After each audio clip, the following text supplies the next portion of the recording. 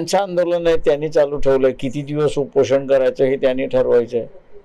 तर त्यांनी असा निर्धार केलेला आहे, जोपर्यंत आरक्षण भेटत नाही तोपर्यंत आम्ही उठणार नाही, असं त्यांनी ठाम भूमिका घेतलेली आहे. आज मी म्हटलं ना, आंदोलन करताना त्यांची भूमिका घेण्याचा त्यांचा अधिकार आहे, ते आणि शासन बघतील. दुसरं असा प्रश्न आहे की ते म्हणता आम्हाला ओबीसी मधूनच आरक्षण पाहिजे, असं त्यांनी भूमिका घेतलेली आहे. आता ओबीसीनी ठरवायचं आहे काय करायचं आणि काय नाही करायचं आहे ते.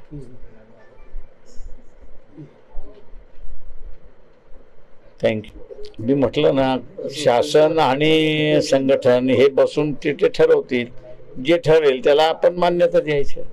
दुसरं असं आहे कोर्ट बघेल मग ते कायदेशीर आहे की बेकायदेशीर आहे. दुसरं असं आहे की सर, आपण कायदे तज्ञ आहे. पोलिसांनी त्यांनी जे परवानगी दिली होती, आज फक्त 1 दिवस वाढवून दिला होता, तर आता दिवस वाढवून देणार आहे का त्यांना? काय मला माहित नाही, त्याच्याबद्दल मला काहीच माहित.